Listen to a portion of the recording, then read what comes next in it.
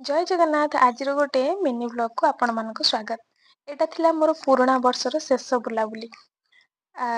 ଘର ପାଖରେ ଯେହେତୁ ଏ ଜାଗାଟା ମନ ହେଲା ଭାରି ବୁଲିବାକୁ ଯିବା ପାଇଁ, ତ ଯାଇକି ପହଞ୍ଚିଲା ପରେ ସେଠି ପରମିସନ ନେବାକୁ ପଡ଼େ। ତ ସେଠୁ ପରମିସନ ଆଣିକି ଆମେ ଭିତରକୁ ଏଣ୍ଟ୍ରି କଲୁ। ଏଣ୍ଟ୍ରି କଲା ପରେ ଏଠି ଆମେ ପ୍ରଥମେ ସମସ୍ତେ ଚାଲିକି କିଛି ବାଟ ଯିବାକୁ ପଡ଼େ। ବିଶେଷ କରି ଏ ଜାଗାଟାକୁ ଆସିବାର କାରଣ ହେଲା, ମୁଁ ବହୁତ ବର୍ଷ ହେଲାଣି ଏଇ ଟପିକଟାକୁ ପଢ଼ଉଥିଲି। ତ ପିଲାମାନଙ୍କୁ ବୁଝେଇଲା ଭିତରେ ମୋର ମନ ଭିତରେ କାହିଁକି କେଜାଣି ଏଇ ଜାଗାଟା ବୁଲିବା ପାଇଁ ଭାରି ଇଚ୍ଛା ହେଇଥିଲା। ଯେହେତୁ ଘରକୁ ଆସିଥିଲି, ବାପା ମମି ହେରିକା ବହୁତ ଦିନ ହେଲାଣି କୁଆଡ଼େ ବୁଲି ନଥିଲେ, ଏଇ ସୁଯୋଗ ନେଇ ମୁଁ ଭାବିଲି ଚାଲ ଟିକେ ଭିତରକନିକା ଆଡ଼େ ବୁଲି ଆସିବା। ପ୍ରକୃତରେ କିଛି ଲୋକଙ୍କୁ ଭାବନ୍ତି ସେଠି ଏମିତି କ'ଣ ଅଛି ଦେଖିବାକୁ, କିନ୍ତୁ ଯୋଉ ଜାଗା ପାଇଁ ଆମ ଓଡ଼ିଶା ପୃଥିବୀରେ ପ୍ରସିଦ୍ଧ, କିଛି ତ ଅଛି ନା। ତ ଚାଲନ୍ତୁ ଯିବା ସେଠି କ'ଣ ଅଛି ଦେଖିବା। ତ ଏମିତି ଭାବରେ ଆମେ ଆସିକି ବୋଟ୍ରେ ଆସିଲୁ।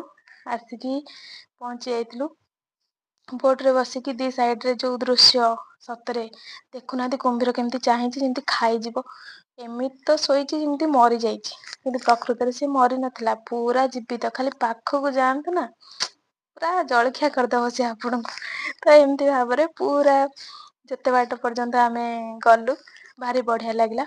ତା ଭିତରେ ଯିଏ ବୋଟ୍ରେ ଯିଏ ଚଲଉଥିଲେ, ସିଏ ଆମକୁ ବହୁତ ସାରା ଇନଫର୍ମେସନ୍ ଦଉଥିଲେ। କିଛି ଇନଫର୍ମେସନ୍ ତ ମୁଁ ବହିରୁ ଦେଖିଥିଲି, ପଢ଼ିଥିଲି, ଜାଣିଥିଲି। ଆଉ କିଛି ଇନଫର୍ମେସନ୍ ସିଏ ବି ଆମକୁ ଦଉଥିଲେ। କୋଉଟା କୋଉ ଏରିଆ, ଏଠି କିଏ ଅଛି, କୋଉଟା କ'ଣ, ଏଇସବୁ ବିଷୟରେ ଆମକୁ ଜଣେଇଲେ। ପୁରା ପାଖକୁ ନେଇକି ଆମକୁ କୁମ୍ଭୀରକୁ ଦେଖଉଥିଲେ। ତ ଏଇ ସବୁ ଭିତରେ ମତେ ବାପା ପଚାରିଲେ, ତୁ ଆମକୁ ଏଇ କୁମ୍ଭୀର ଦେଖିବାକୁ ଆଣିଥିଲୁ? ମୁଁ କହିଲି ଇଏ କି କଥା ଗୋଟେ। ଯେହେତୁ ଆମ ଘର ପାଖାପାଖି, ଆମେ ତ ବୁଲିବାକୁ ଯିବା କି ନାହିଁ।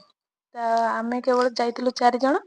ଅନ୍ୟମାନେ ସମସ୍ତେ ଆମେ ସେୟାରିଂରେ ଏଇ ବୋଟ୍‌କୁ ରିଜର୍ଭ କରିଥିଲୁ। ତା ଭିତରେ ମୁଁ ଟିକେ ଷ୍ଟାଇଲ ମାରୁଥିଲି। ଏମିତି ଦିନଟି ବିତିଥିଲା ବହୁତ ବଢ଼ିଆ।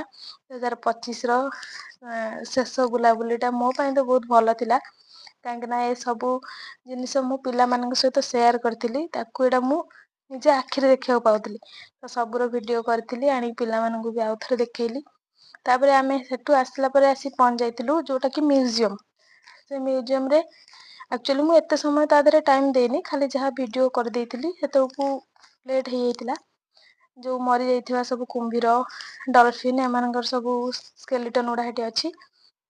ବହୁତ କିଛି ତା ଦେହରେ ଇନଫର୍ମେସନ୍ ପାଇବେ। ସେଠୁ ଆସିଲା ପରେ ଆମେ ଘରୁ ବନେଇକି ନେଇଯାଇଥିଲୁ ଖାଇବା, କାହିଁକିନା ଆମକୁ ଜଣେ ଅଙ୍କଲ୍ କହିଥିଲେ ସେଠି ହୋଟେଲ ସୁବିଧା ନାହିଁ। ତ ସେଠୁ ବାହାରିଲା ପରେ ଖାଇ ଦେଇକି ପଳେଇ ଆସିଲୁ। ଯଦି ଭିଡ଼ିଓ ଭଲ ଲାଗିବ ମୋ ଚ୍ୟାନେଲକୁ ସବସ୍କ୍ରାଇବ୍ କରିବେ। Thank you. ଜୟ ଜଗନ୍ନାଥ।